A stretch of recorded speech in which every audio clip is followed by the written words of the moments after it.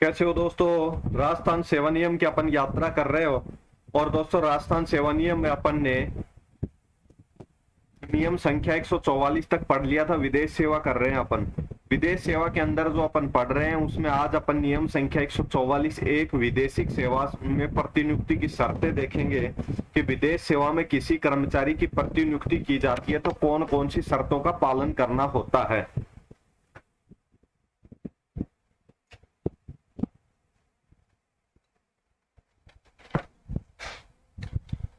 विदेश सेवा के अंतर्गत अगर किसी कर्मचारी की प्रतिनियुक्ति की जाती है तो उस कर्मचारी को कौन कौन सी शर्तों का पालन करना होता है, इस संबंध में अपन नियम देखेंगे। लेकिन इससे पहले दोस्तों मैं आपके कुछ पिछली क्लास में आपने कुछ क्वेरीज क्वेश्चंस पूछे थे उनको लेता हूं, क्योंकि दोस्तों कुछ क्वेश्चन के लिए जो पीछे जो स्टूडेंट है उन्हें फिर मैं बाद में भूल जाता हूं, आंसर नहीं दे पाता।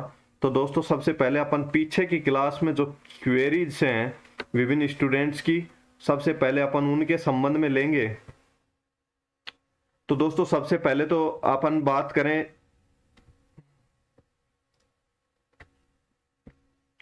दोस्तों दिनेश शर्मा जी अपने स्टूडेंट है या कहूं छोटा भाई है, तो उसने क्या कहा है कि सर उसने एक क्वेश्चन किया है दोस्तों अपने राजस्थान सेवा नियम,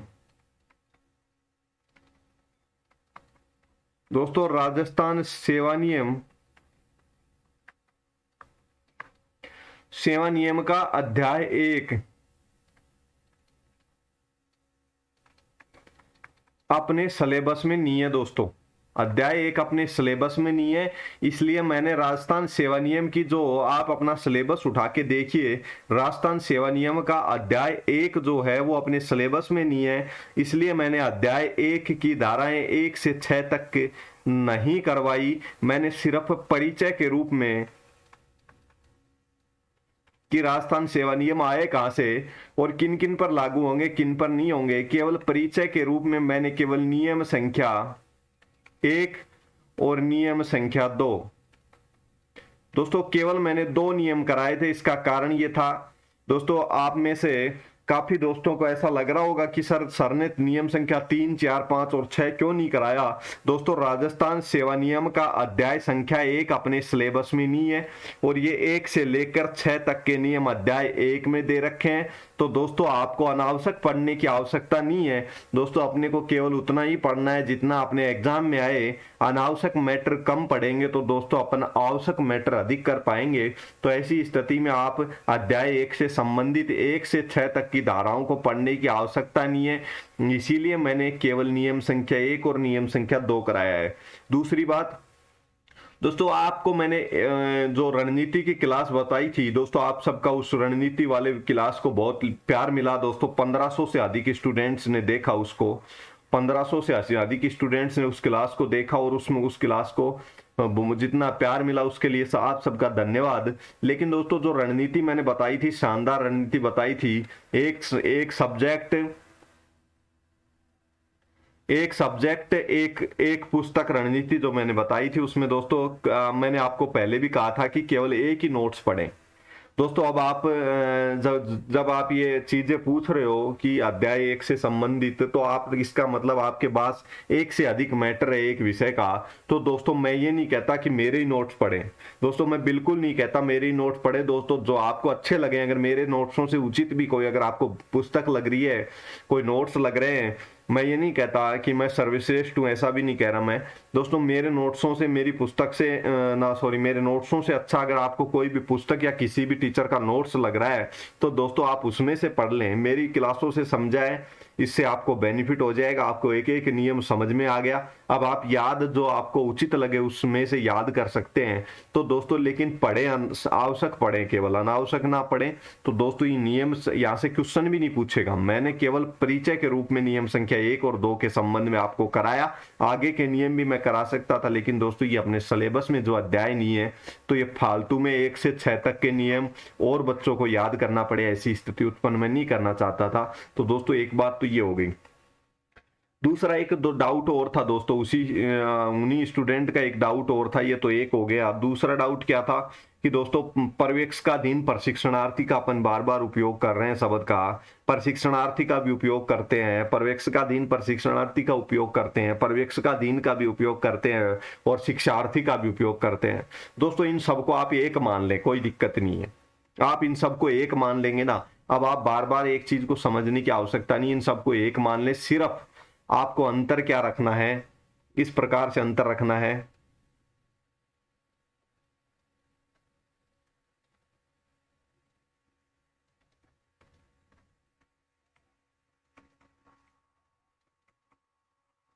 पर्यवेक्षकाधीन प्रशिक्षणार्थी और अंतर आपको शिक्षार्थी में रखना है।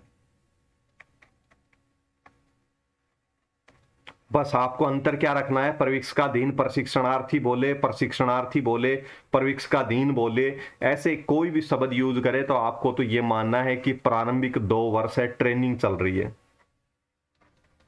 जब आप जूनियर अकाउंटेंट बनेंगे, प्रारंभिक 2 वर्ष की बात कर रहा है, ट्रेनिंग पीरियड की बात कर रहा है, जिसमें स्थायीकरण नहीं होता है, कर्मचारी का एक निश्चित वेतन मिलता है, ऐसी स्थिति की बात कर रहा है, ये मान ले। और जब शिक्षार्थी की बात करे तो मानना ये नौकरी में नहीं है, ये कोई पाठ्यक्रम है, जैसे एमबीबीएस का पाठ्यक्रम है, उसमें दोस्तों 6 माह लास्ट में क्या करनी होती है, इंटर्नशिप जिसको बोलते हैं।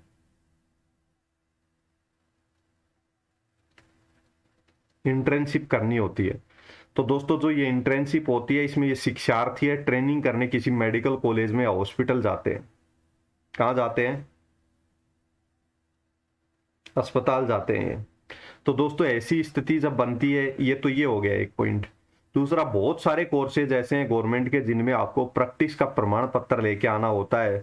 आयुर्वेदिक चिकित्सक होते हैं, उनको भी कहीं प्रैक्टिस करनी होती है 6 महीने, तब जाके डिग्री पूरी होती है। तो ये शिक्षार्थी होते हैं। तो दोस्तों आपको शिक्षार्थी और पर्यवेक्षकाधीन प्रशिक्षणार्थी में केवल अंतर याद रखना है।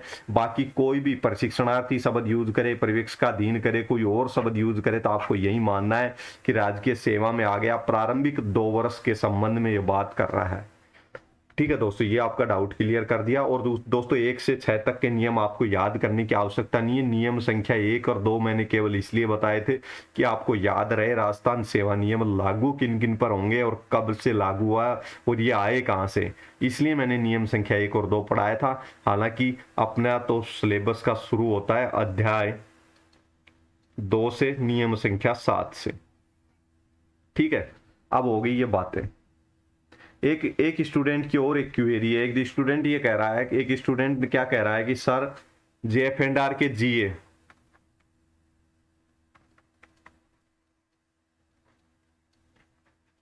नए और पुराने जीए के बारे में बात कर रहा है। दोस्तों जीएफएनडीआर में जो अपन ने जीए लिखाए हैं वो ओल्ड हैं,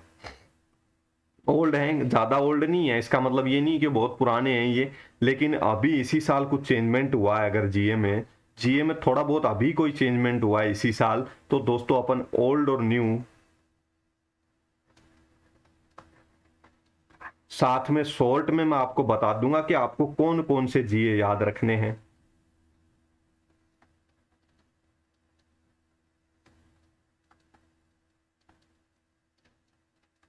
दोस्तों वैसे पूछे तो अपन ने जो करा रखे हैं ना वही गा, जीए जो अपन ने करा रखे हैं वहीं से पूछेगा 99% तो क्वेश्चन। लेकिन अगर 1% नहीं पूछे तो आपको न्यू जीए भी करा देंगे, नए जीए भी करा देंगे।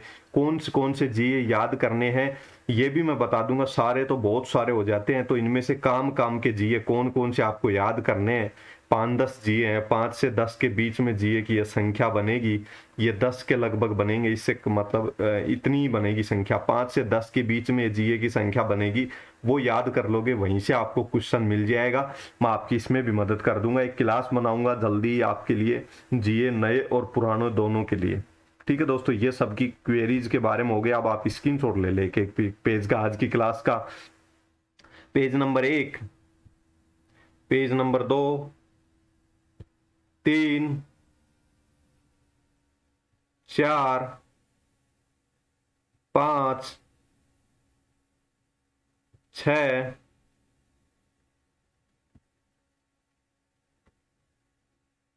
7। दोस्तों इस बात का ध्यान रखें, केवल एक नोट्स पढ़ें, एक नोट्स पढ़ें। एक से अधिक नोट्स ना लें, जिसके भी अच्छे लगे। मैं ये भी नहीं कहता दोस्तों, मैंने आपको फिर से कह रहा हूं, मैं आपको ये भी नहीं कह रहा मेरे नोट्स पढ़े, जिस भी टीचर के आपको अच्छे लगे वो नोट्स पढ़ें, या कोई पुस्तक अच्छी लग रही है वो पुस्तक पढ़ें। एक से अधिक से पुस्तक से थ्योरी नहीं पढ़ें। अगर आपको क्वेश्चन करने हैं 200 से 250 क्वेश्चन एक सब्जेक्ट में जरूर करने हैं, वो क्वेश्चन आप किसी भी बुक से क्वेश्चन कर सकते हैं, लेकिन उसके अलावा आपको केवल एक नोट्स या फिर एक बुक पढ़नी है। तो दोस्तों ये हो गया। अब अपन दोस्तों अपनी काम की बात पे आते हैं। नियम संख्या 144 है किसके संबंध में? दोस्तों ये नियम संख्या 100 विदेश सेवा में प्रतिनियुक्ति पर जाएंगे तो कुछ शर्तें हैं राज्य सरकार की। उन शर्तों के संबंध में 10 मिनट लग गए दोस्तों, बहुत ज्यादा समय वेस्ट कर दिया आपने, क्षमा चाहूंगा दोस्तों। ये जो अपना नियम संख्या 144 है, विदेशिक सेवा में प्रतिनियुक्ति की शर्तों के संबंध में है। प्रतिनियुक्ति भत्ता मिलेगा। विदेश में कोई व्यक्ति प्रतिनियुक्ति पे जाएगा तो क्या क्या व्यवस्थाएं हैं, उसके लिए क्या क्या शर्तें हैं, इसके संबंध में अपना नियम संख्या 144A है। प्रतिनियुक्ति भत्ता मिलेगा, लेकिन कितना मिलेगा? विदेश सेवा में कोई जाएगा तो प्रतिनियुक्ति का भत्ता कितना मिलेगा? मूल वेतन का 1.5%, यानी जो कर्मचारी का मूल वेतन है उसका 1.5% निकालेंगे। ये 1.5% निकालेंगे। अगर ये मान लो 700 रुपए हुआ तो दोस्तों 600 रुपए जो भी कम होगा प्रति माह वो दिया जाएगा। तो मान लो मूल वेतन का 1.5% निकाला अपन ने, 1.5% निकाला मूल वेतन का, तो दोस्तों वो 700 बना। और वैसे ये लिमिट लगा रखी है 600 से अधिक दे नहीं होंगे, तो दोनों में से जो कम होगा ना वो दे होगा।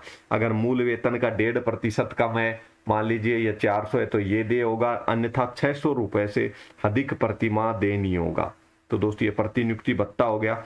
दोस्तों राजस्थान सचिवालय में कोई व्यक्ति नौकरी कर रहा है, राज्यपाल सचिवालय में कोई नौकरी कर रहा है, आरपीएससी में कोई नौकरी कर रहा है, राजस्थान विधानसभा में नौकरी कर रहा है, तो दोस्तों ऐसे व्यक्ति को अगर प्रतिनियुक्ति पर विदेश सेवा में भेजा जाता है, विदेशिक सेवा में भेजा जाता है, तो एक विशेष भत्ता इनको मिलता है, परमानेंट। इनको एक देखो, राजस्थान सचिवालय, राज्यपाल सचिवालय, आपको आराम से याद हो जाएगा। राजस्थान सचिवालय यानी राज्य सरकार का सचिवालय, राज्यपाल का सचिवालय, आरपीएससी और विधानसभा, आप चारों पॉइंट याद हो गए होंगे।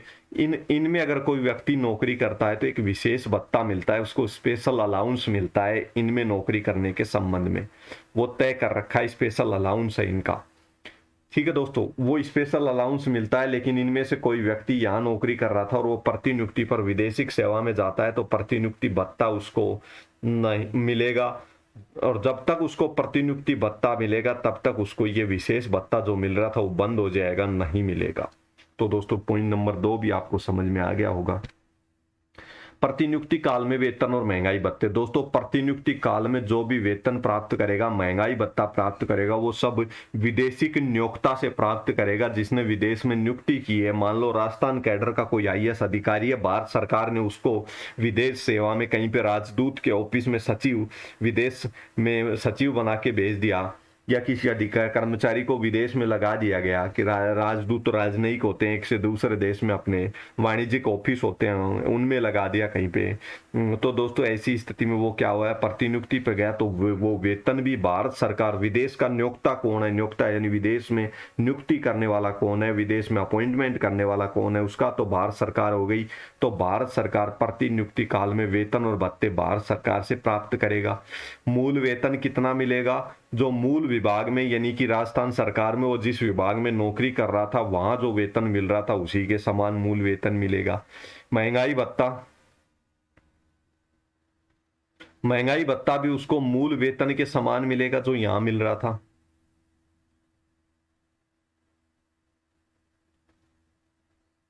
प्रतिनियुक्ति पर व्यक्ति विदेशी नियोक्ता का वेतनमान लेना चाहता है, दोस्तों उसको छूट होती है। वो वेतनमान जो विदेशी नियोक्ता है यानी कि भारत सरकार अगर मान लो उसको विदेश में नियुक्त कर रही है तो राज्य सरकार का कर्मचारी है और वो, तो दोस्तों विदेशी नियोक्ता का वेतनमान भी ले सकता है। विकल्प होता है वो, या तो उसको जो मूल विभाग में वेतन मिल रहा था जिसमें राजस्थान सरकार में, वही वेतन लेने का उसके पास विकल्प होता है, या जो उसको विदेश भेज रहा है विदेशी नियोक्ता, जैसे भारत सरकार हुई, किसी को प्रतिनियुक्ति पर भारत सरकार में विदेश में भेज रही है या भारत सरकार के अंदर प्रतिनियुक्ति पर जा रहा है कोई राज्य कर्मचारी, तो दोस्तों ऐसी स्थिति में क्या है कि उसको प्रतिनियुक्ति भत्ता मिलता है। विदेशी की नियोक्ता का वेतनमान लेना चाहता है तो उसके पास विकल्प है, समझ गए होंगे। वेतनमान यानी कि जो भारत सरकार जो अपने कर्मचारी को वेतनमान देती है, उस श्रेणी के कर्मचारियों को वही वेतनमान लेना चाहे तो वो विकल्प चुन सकता है, लेकिन उसकी शर्त है मूल वेतन प्लस प्रतिनियुक्ति भत्ता दोनों मिलाकर के मूल वेतन के विभाग, जो मूल विभाग का जो वेतन प्राप्त कर रहा था उस वेतन के 3.5% से अधिक नहीं होने चाहिए। मान लीजिए वो बिना प्रतिनियुक्ति पे गए 40,000 रुपये प्राप्त कर रहा था, तो दोस्तों अब वो उसने विदेशी नियोक्ता से वेतन, नियोक्ता के वेतन मानों के अनुसार वो जैसा अपने कर्मचारियों को वेतन देते हैं उनके अनुसार अपना वेतन लेने का निर्णय उसने चुन लिया। तो दोस्तों इस 40,000, जब वो प्रतिनियुक्ति पे नहीं गया था तो 40,000 वेतन ले रहा था राज्य सरकार से, तो इसके 3.5% और अधिक हो सकता है, इससे अधिक वो नहीं ले सकता। अन्य जो भत्ते सुविधाएं लाभ जो लेना चाहे, अगर विदेशी नियोक्ता में विदेश में नियुक्ति करने वाली भारत सरकार है, कोई निगम है, कोई निकाय है, कोई भी विदेश में नियुक्ति करने वाली जो भी संस्था है उससे वो लेगा, या फिर वो राज्य सरकार से किसी से भी ले सकता है इन दो भत्तों को छोड़ के। कौन सा? मूल वेतन, महंगाई भत्ता, मूल वेतन, महंगाई भत्ता और प्रतिनियुक्ति भत्ता। इन तीनों के अलावा, इन तीनों की लिमिट तय कर रखे। इनके अलावा उसको लगता है कि विदेशी नियोक्ता अधिक वेतन देता है, मकान किराया भत्ता, तो उसका मकान किराए भत्ते के लिए आवेदन करके उसके अनुसार जो दिया जाता है वो प्राप्त कर सकता है। यात्रा भत्ता प्राप्त कर सकता है, वो अधिक देता है तो उनके अनुसार, राज्य सरकार के नियमों के अनुसार अधिक है तो यहाँ से। लेकिन भुगतान सबका विदेशी नियोक्ता ही करेगा, चाहे राज्य सरकार के नियमों वाला मकान किराया भत्ता प्राप्त करे या इसका दोनों का भुगतान विदेशी नियोक्ता जिसने नियुक्ति की है विदेश में वही करेगा। यात्रा भत्ता, क्षतिपूर्ति भत्ता, चिकित्सा पुनर्वन सुविधा भत्ता, ये अन्य जो भी भत्ते लाभदायक होंगे उसी से प्राप्त कर सकता है। प्रतिनियुक्ति का प्रारंभ और समापन कब माना जाएगा? दोस्तों जिस दिन यहाँ पे वो कार्य सौंप के चला जाएगा किसी को, सरकारी पद से जिस दिन कार्य मुक्त होके यहाँ से चला जाएगा उसी दिन वो प्रतिनियुक्ति पर प्रारंभ माना जाएगा। वापस जिस दिन आकर के कार्य ग्रहण करेगा उस दिन से वो क्या माना जाएगा? प्रतिनियुक्ति समाप्त मानी जाएगी उसकी। ठीक है दोस्तों, ये समझ में आ गया होगा। बोनस और अनुग्रह राशि का दोस्तों, विदेशी सेवा में कोई बोनस प्राप्त राज्य सरकार के द्वारा घोषित सीमा में रहेगा। राज्य सरकार ने जो बोनस देने की जो सीमा घोषित कर रखी है, क्योंकि दोस्तों कर्मचारी राज्य सरकार का है तो नियम तो राज्य सरकार के लागू होंगे, लेकिन वेतन अगर विदेशी सेवा में जा रहा है तो जिसने विदेशी सेवा में उसको भेजा है उस सरकार के लागू होंगे। अन्य राज्य सरकार है या भारत सरकार है तो नियम उसके लागू नहीं होंगे, वेतन वो उनके द्वारा दिया जाएगा। बोनस राज्य सरकार के द्वारा घोषित सीमा में रहेगा। कर्मचारी का पास विकल्प है, बोनस के स्थान पे वो क्या प्राप्त कर सकता है? अनुग्रह राशि प्राप्त कर सकता है, लेकिन अनुग्रह राशि बोनस की राशि से अधिक है अगर, तो अनुग्रह राशि में से प्रतिनियुक्ति भत्ता घटा देंगे, बची हुई राशि को ही उसको अनुग्रह राशि का भुगतान किया जाएगा, अंतर की राशि का ही भुगतान किया जाएगा। दोस्तों विदेश सेवा में, विदेशी सेवा में प्रतिनियुक्ति पर एक कर्मचारी अधिकतम 4 वर्ष तक रह सकता है। कितने वर्ष तक? 4 वर्ष तक रह सकता है। विशेष परिस्थिति बन गई, कोई विशेष परिस्थिति बन गई तो वो 1 वर्ष और वृद्धि करवा सकता है। वो कौन करेगा वृद्धि? वो प्रशासनिक विभाग करेगा। जिस विभाग में वो नौकरी कर रहा था, राजस्थान में मान लो शिक्षा विभाग में नौकरी कर रहा था तो उसका प्रशासनिक विभाग शिक्षा विभाग होगा। चिकित्सा विभाग में नौकरी कर रहा था तो चिकित्सा विभाग होगा। राजस्थान प्रशासनिक सेवा में नौकरी कर रहा था तो राजस्थान प्रशासनिक सेवा किसके अंदर आती है? कार्मिक विभाग होगा। तो इस प्रकार से दोस्तों ये सब होगा। तो प्रशासनिक विभाग उसका 1 वर्ष तक के उसके सेवा काल में यानी कि प्रतिनियुक्ति काल में वृद्धि कर सकता है। ठीक है दोस्तों, अगर 4 वर्ष तो ये हो गए सामान्य, 1 वर्ष वृद्धि हो गई। 5 वर्ष से अगर अधिक किसी को प्रतिनियुक्ति पर विदेशी सेवा में रहना है तो वित्त विभाग की, राजस्थान सरकार का कर्मचारी है, स्थायी कर्मचारी, तो राजस्थान सरकार के वित्त विभाग से पूर्व अनुमति लेनी पड़ेगी। अनुमति लेके ही 5 वर्ष से अधिक वो रुक सकता है, वृद्धि करवा सकता है। पूर्ण सेवा काल में 10 साल रह सकता है अधिकतम, विदेशी सेवा में अधिकतम 10 साल रह सकता है। अब दोस्तों यहां से क्वेश्चन उठने के ज्यादा चांसेस है, मोस्ट है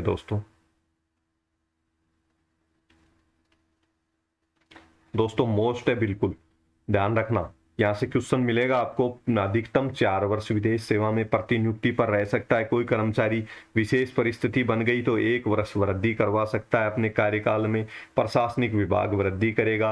अगर 5 साल हो गए, 5 साल से अधिक रहना है तो वृद्धि कौन करेगा? उसके कार्यकाल में वित्त विभाग की पूर्व अनुमति से होगी। अधिकतम पूरे सेवा काल में विदेश सेवा में 10 साल तक अधिकतम रह सकता है। एक बार में अधिकतम हुआ है ये 4 साल रह सकता है। वृद्धि करवा के 5 साल, वित्त विभाग से वृद्धि करवा के और अधिक रह सकता है। तो दोस्तों ये स्थिति हुई। अब दोस्तों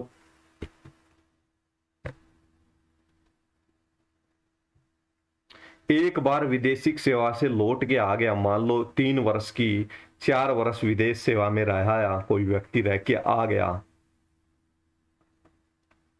तो दोस्तों अब वो विदेश सेवा में दोबारा 3 वर्ष की राज्य सेवा करने के बाद ही जा सकता है।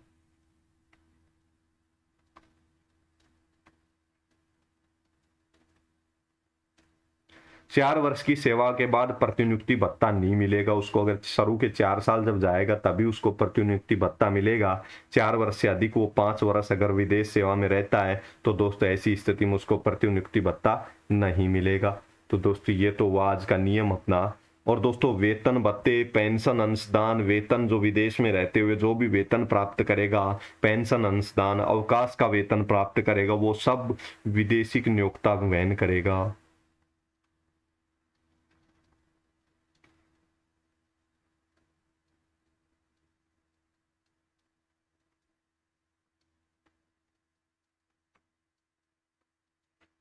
विदेशिक नियोक्ता वहन करेगा। दोस्तों ये हो गया अपना आज के नियम। दोस्तों नियम संख्या 44A अपन ने पढ़ लिया, आपने स्क्रीनशॉट भी ले लिया होगा, ऐसी मैं उम्मीद कर रहा हूँ। अगर स्क्रीनशॉट नहीं लिया तो ले लें। 1 2 3 4 5 6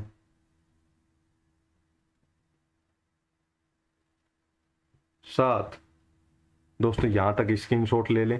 दोस्तों राजस्थान सेवा नियम का यह नियम था, थोड़ा डिफिकल्ट नियम था, मैंने आसान भाषा में समझाने का प्रयास किया। फिर भी कोई प्रॉब्लम आए तो दोस्तों मैं आपके लिए हाजिर हूँ। दोस्तों अब अपन इसके बाद में अपनी मात्र विदेश सेवा से संबंधित तो दोस्तों मात्र अपनी अधिकतम 2 क्लास बची है। उसके बाद में अपनी 2 क्लास और आएंगी तो अपने राजस्थान सेवा नियम 4 क्लासों में समाप्त कर देंगे अपन जल्दी ही। और मैं कोशिश करूंगा दोस्तों जल्दी ही समाप्त करने की। धन्यवाद दोस्तों, बने रहें, तैयारी रेगुलर रखें, सभी सब्जेक्ट की तैयारी रेगुलर रखें। धन्यवाद दोस्तों।